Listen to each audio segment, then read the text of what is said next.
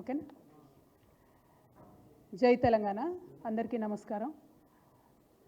నిన్న గౌరవ మన రాష్ట్ర ముఖ్యమంత్రి గారు రేవంత్ రెడ్డి గారు ఢిల్లీకి వెళ్ళి ప్రధానమంత్రి మోడీ గారిని కలిసిన తర్వాత అంతులేని అబద్ధాలను చెప్పడం జరిగింది. వారు అనేకమైనటువంటి అబద్ధాలు.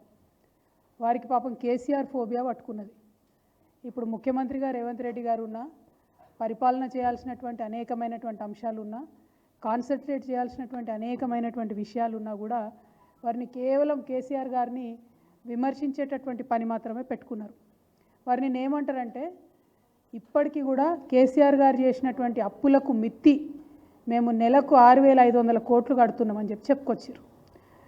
నేను ఇది కాగ్ రిపోర్ట్ చూపిస్తున్నా మీ అందరికీ. ఇది నా సొంత కవిత్వం కాదు, బీఆర్ఎస్ పార్టీ కవిత్వం కాదు, కాగ్ రిపోర్ట్ చూపిస్తూ ఉన్నాం. ఈ కాగ్ రిపోర్ట్లో మొత్తం 2024-25కి మన ప్రభుత్వం 10 నెలల యావరేజ్ ఇచ్చిరు. వీళ్ళు దీనికి కంప్లీట్గా కేవలం మిత్తి కోసం, అప్పుల మీద మిత్తి కోసం కట్టింది 22,000 కోట్లు. యావరేజ్గా ప్రతి నెల లెక్క కూడా ఉన్నది. అన్ని 10 నెలలు నేను బాగా స్పష్టంగా చూసిన. మరి ముఖ్యమంత్రి గారు ఎందుకు చెప్పారు ఈ మాట అని. ఏ నెలలో కూడా 2,600కు మించి ఒక్క నెలలో కూడా డబ్బులు కట్టలేదు ప్రభుత్వం.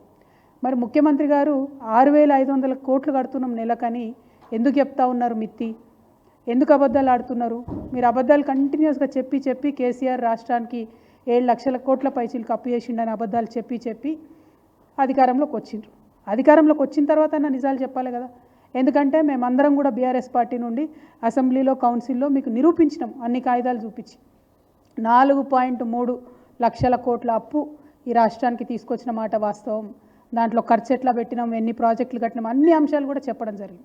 అయినా కూడా పదే ముఖ్యమంత్రి గారు చెప్పిన అబద్ధాలనే చెప్తూ వాటిని నిజం చేస్తామేమో, లేకపోతే నిజం అయిపోతాయేమో అనేటటువంటి ఒక భ్రమలలో ఉన్నట్టుగా అనిపిస్తూ ఉన్నది. ఓ పక్క అప్పులు, ఇంకో పక్క ఆదాయం. ఎంత దారుణం అంటే, ఒక రాష్ట్రాన్ని పరిపాలన చేసే ముఖ్యమంత్రికి ఎంత ఆదాయం వస్తుందన్న విషయం అయితే ఖచ్చితంగా తెలిసి ఉండాలి కదా. ఆయన ఏమంటారు, రాష్ట్రానికి 18,000 కోట్ల ఆదాయం వస్తుందని చెప్తున్నారు. మళ్ళీ నేను ఇదే కాగ్ రిపోర్ట్ చూపిస్తూ ఉన్నా. ఇందులో స్టేట్స్ ఓన్ రెవెన్యూ అన్నది కూడా సపరేట్గా చూపించింది. దాంట్లో కాగ్ ఏం చెప్తుందంటే, యావరేజ్గా చూసుకున్నట్టయితే 12,000 కోట్ల పైచీలకు ఆదాయం రాలేదు ఈ రాష్ట్రానికి. మరి 18,000 కోట్లను ఎందుకు చెప్తా ఉన్నారు ముఖ్యమంత్రి గారు? ఎవరిని మభ్యపెట్టడానికి చెప్తా ఉన్నారు? ఓ పక్కనేమో ఆదాయం ఉన్నది లేనట్టుగా చెప్తున్నారు, ఇంకో పక్క అప్పులు కట్టనివి కట్టినట్టుగా చెప్తున్నారు. మరి ఇదంతా ఎందుకోసం చేస్తున్నారు? ఏం కన్ఫ్యూజన్ క్రియేట్ చేయాలని చేస్తున్నారు అన్నది రాష్ట్ర ప్రజలు ఆలోచించాలి. ఇంకొక దారుణమైన విషయం ఏంటంటే, ఆదాయం పడిపోవడంలో ప్రధానమైనటువంటి కారణం ఇవాళ హైడ్రా. ఎందుకు ఈ మాట చెప్తా ఉన్నా అంటే, నేను సాధికారికంగా చెప్పగలుగుతా ఉన్నా. స్టాంప్స్ అండ్ రిజిస్ట్రేషన్స్ యొక్క ఆదాయం ప్రభుత్వం ఏమనుకున్నదంటే 18,000 కోట్లు వస్తుందని ఒక అంచనా వేస్తాయి ఏ ప్రభుత్వాలైనా కూడా. ప్రభుత్వం అఫీషియల్గా వేసినటువంటి అంచనా 18,000 కోట్లు. కానీ వీళ్ళు హైడ్రా పేరుతోని సృష్టిస్తున్నటువంటి విధ్వంసంతో ఆ ఆదాయం పడిపోయింది. 5,800 కోట్లకు ఆదాయం పడిపోయింది. ఇది స్పష్టంగా సుస్పష్టంగా తెలుస్తుంది. అయినా కూడా అరాచకం ఆపకుండా నిన్న మొన్న కూడా మలక్పేటలో పోయి మళ్ళీ ఇల్లు ఊలగొట్టిండ్రు. హైదరాబాద్ యొక్క బ్రాండ్ ఇమేజ్ని సర్వనాశనం చేసేటటువంటి ప్రయత్నం చేస్తుంది కాంగ్రెస్ సర్కార్, తప్పితే పెంచేటటువంటి ప్రయత్నం చేస్తలేదు. కాగ్లో ఉన్నటువంటి వాస్తవాలు ఇవి. నా స్టోరీస్ కాదు, నా కథలు కాదు. కంప్లీట్గా ఆదాయం పడిపోయినటువంటి పరిస్థితి ఉన్నది స్టాంప్స్ అండ్ రిజిస్ట్రేషన్. మరి ఇవన్నీ ఒక పక్కన ఉంటే ముఖ్యమంత్రి గారు ఏం మాట్లాడతారు? ఏం మాట్లాడింది అసలు? ప్రధానమంత్రి గారిని కలిసి కొత్త విషయం ఏమైనా చెప్పిరా? కొత్త ప్రాజెక్ట్ ఏదైనా డబ్బులు ఇవ్వమని అడిగినరా? మొన్న పోయినప్పుడు ఏవైతే ఇచ్చిండ్రో మళ్ళీ అవే రిప్రజెంటేషన్స్ నిన్న కూడా ఇచ్చిండ్రు. ఇచ్చి బయటకు వచ్చి ఏమంటారు, ఎస్ఎల్బీసీలో ప్రమాదం జరిగిందని ఎవరో విలేకరు మిత్రుడు మీలాంటి వాళ్ళు అడిగినట్టున్నారు, పత్రికా మిత్రులు. ఆయన ఏమంటాడు, ఎస్ఎల్బీసీ విషయంలో అసలు బీఆర్ఎస్ హయాంలో పనే జరగలేదు, కంప్లీట్గా మేమే చేసినాం కాంగ్రెస్ వచ్చినాక అని చెప్తారు. ఇది నిజంగా పచ్చి అబద్ధం. ఎస్ఎల్బీసీ విషయంలో కేసీఆర్ గారి యొక్క విశాల హృదయం ఏంది తెలవాలి అంటే ఎస్ఎల్బీసీ ప్రాజెక్ట్ విషయంలోనే తెలుస్తుంది.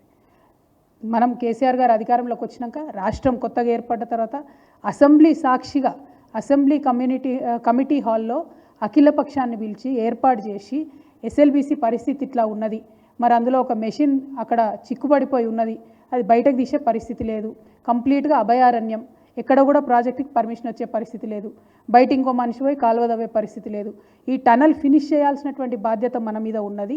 ఎస్ఎల్బీసీ నుండి శ్రీశైలం లెఫ్ట్ బ్యాంక్ కెనాల్ నుండి తెలంగాణకు నీళ్ళు రావాలంటే ఇక మీ ప్రాజెక్టులో ముందుకు పోవడం తప్ప వెనక్కి వచ్చే మార్గం లేదని చెప్పి అఖిలపక్షానికి ఎక్స్ప్లెయిన్ చేసి పెద్దలు జానారెడ్డి గారు ఆనాడు ప్రతిపక్ష లీడర్గా ఉంటే వారిని ముందు పెట్టి ఆ ఒక్క కాంట్రాక్టర్కి 100 కోట్ల అడ్వాన్స్ ఓపెన్గా కుల్లాగా ఇచ్చినటువంటి వ్యక్తి కేసీఆర్ గారు.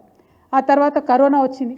కరోనా తర్వాత ఆ కాంట్రాక్టర్ మళ్ళీ ఇబ్బంది పడి మేము పనులు చేయలేం సార్, పనులు ఆగిపోతున్నాయంటే మళ్ళీ 100 కోట్ల కాంట్రాక్టర్కి మళ్ళీ అఖిలపక్షం సాక్షిగా ఇచ్చారు. ఎక్కడా కూడా దాచుకున్నది లేదు, ఇందులో ఏం చేసింది లేదు. కేసీఆర్ గారి హయాంలో 10 సంవత్సరాలలో 11.5 కిలోమీటర్లు టనల్ మనం తవ్వడం జరిగింది.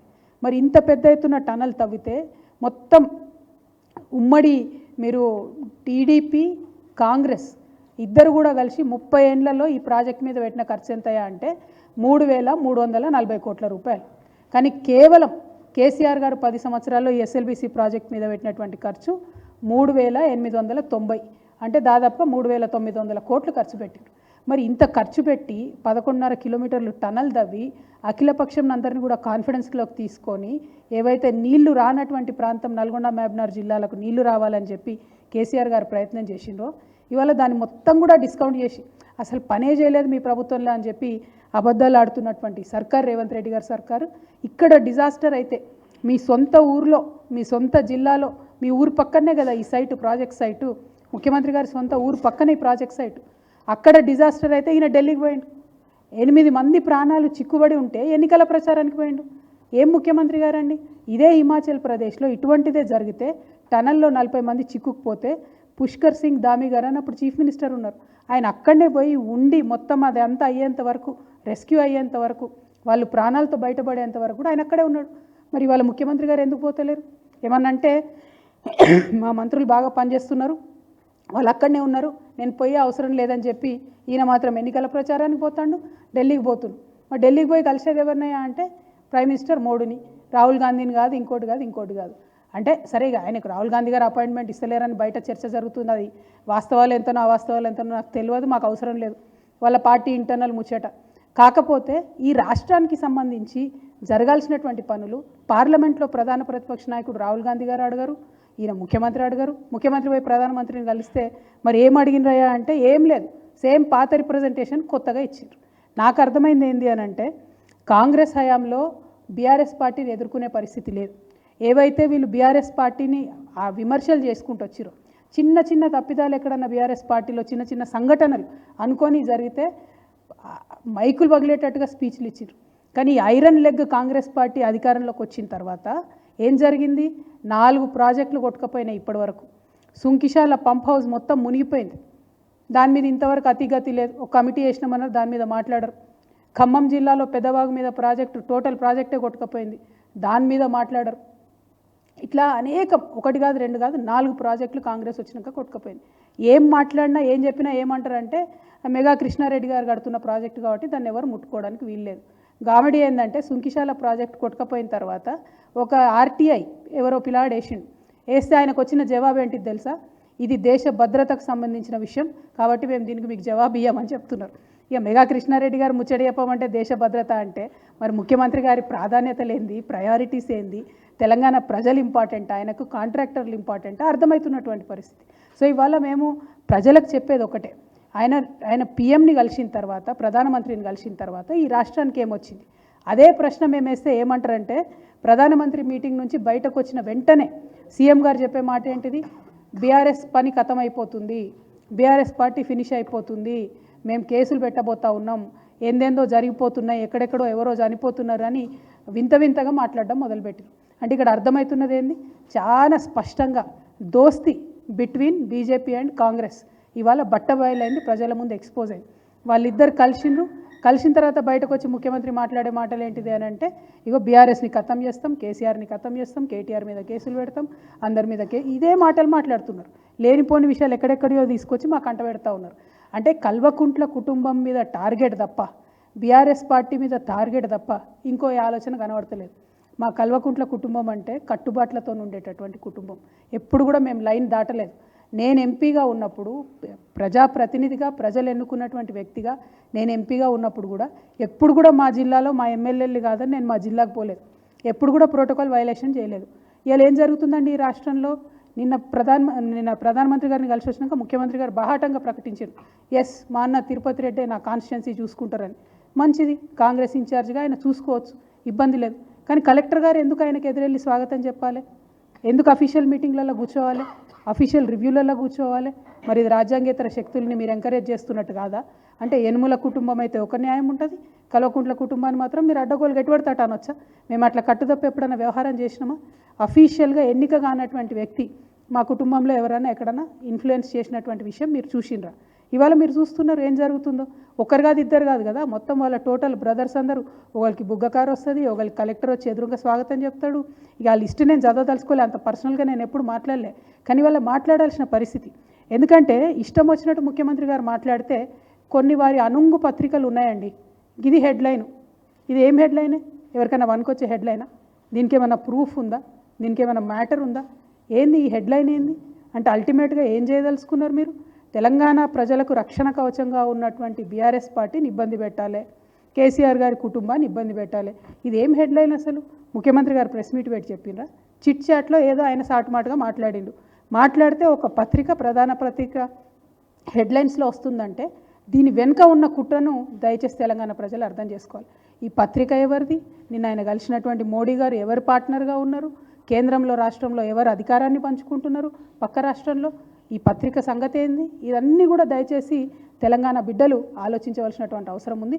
ఎందుకంటే ఇటువంటి కుట్రలు ఇంకా పెద్ద ఎత్తున సాగుతాయి ముందు ముందు. వాళ్ళు చాలా ప్రయత్నాలు ఇదివరకే చేసిండ్రు, ఇంకా కూడా పెద్ద ఎత్తున ఆ ప్రయత్నం చేస్తారు. కాబట్టి దయచేసి తెలంగాణ ప్రజలు ఆలోచించుకోవాలి. ఏదైతే ముఖ్యమంత్రి గారు కేసీఆర్ గారిని అహంకారం అని ఇంకోటి అన్నారో, మొన్న గుమ్మడి నరసయ్య గారి లాంటి మహోన్నతమైనటువంటి వ్యక్తిత్వం కలిగినటువంటి వ్యక్తికి మీరు అపాయింట్మెంట్ ఇవ్వకుండా గేట్ బయట నిలబెట్టినప్పుడే మీ అహంకారం ఏందో ప్రజలందరికీ తెలిసిపోయింది. మీ కుటుంబ పాలన ఏందో రోజు రోజు మీ యొక్క కుటుంబ సభ్యుల వ్యవహార శైలి బట్టి తెలిసిపోతూ ఉన్నది. సో అహంకారానికి, కుటుంబ పాలనకు కేర్ ఆఫ్ అడ్రస్ ఇవ్వాలి ఎవరు అంటే యనుమల రేవంత్ రెడ్డి గారు అని ప్రజలందరూ కూడా అనుకునేటటువంటి పరిస్థితి వచ్చిందని మీ అందరికీ తెలియజేస్తూ, మళ్ళొక్కసారి తెలంగాణ వాదులు, తెలంగాణ ప్రజలు జాగ్రత్తగా ఉండాలి. బీజేపీ, కాంగ్రెస్ కలిసి బీఆర్ఎస్ మీద కుట్ర చేసి తెలంగాణ హక్కులను కాపాడేటటువంటి ఏకైక పార్టీ మీద దాడి చేసే ప్రయత్నం చేస్తున్నారనే విషయాన్ని మీకు తెలియజేస్తూ ఉన్నాను. Thank you. జై తెలంగాణ.